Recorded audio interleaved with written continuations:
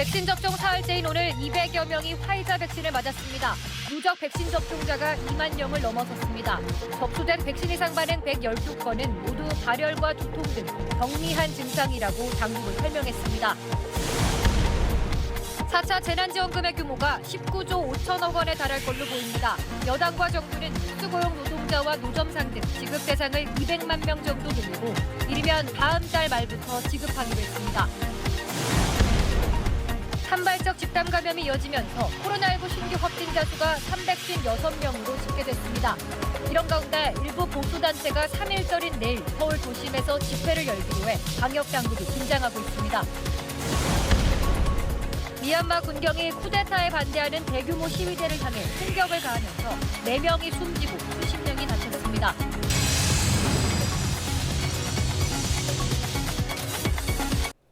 다음 소식입니다. 백범 김구 선생의 새로운 사진 2장이 중국에서 발견됐습니다. 광복 직후 군중의 환영 속에 대규모 광복군을 사열하는 모습이 공개된 건 처음인데요. 베이징에서 김지성 특파원이 전해왔습니다.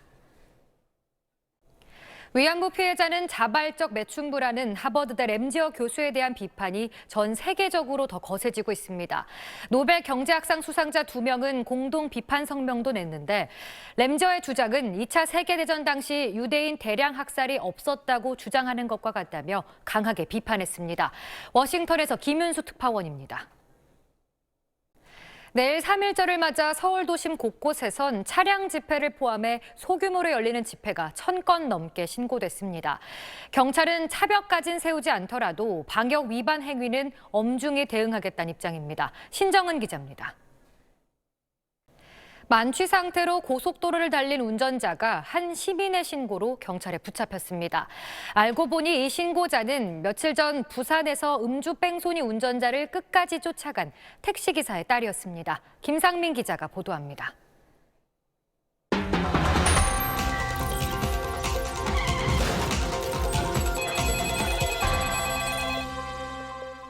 차량 브레이크에 이상이 있어서 리콜을 받은 지 한 달 만에 또 브레이크가 작동되지 않아 사고로 이어질 뻔했다는 제보가 왔습니다. 이번엔 브레이크 문제가 아니라 제어 장치가 고장나 제동이 안 된 겁니다. 유수환 기자입니다. 지난 2월 4일에 내놓은 부동산 공급 대책에도 서울의 집값 상승세는 여전합니다. 10만 가구가 들어설 신규 택지도 발표하면서 공급에 대한 신호는 계속 주고 있는데 왜 효과가 나타나지 않는 건지 정성진 기자가 보도합니다. 서울시장 보궐선거 소식입니다. 내일이면 민주당과 제3지대에서 선거에 나설 최종 후보가 발표됩니다.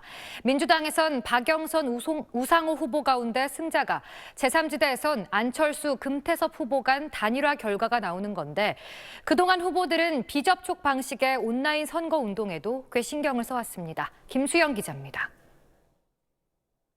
코로나 백신 접종이 시작된 지 사흘째입니다. 모두가 바라는 예전 같은 모습으로 돌아가기엔 아직 이른 기대이기도 하지만 곧 우리의 일상에 진짜 봄이 오길 바랍니다. 2월의 마지막 날 뉴스 마칩니다. 고맙습니다.